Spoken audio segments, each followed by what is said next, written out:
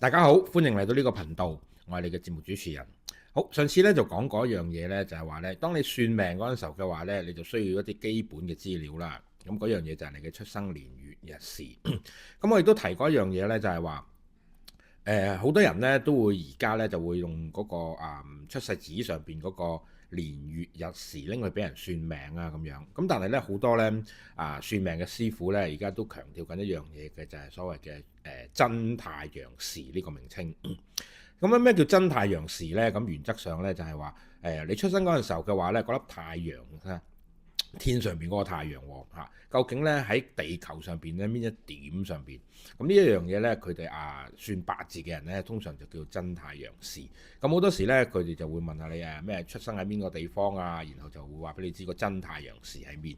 咁我唔反對呢點嘅，咁但係最重要一樣嘢咧就係話，我想話嘅就係紫微斗數咧，其實就係唔需要個真太陽時呢樣嘢嘅。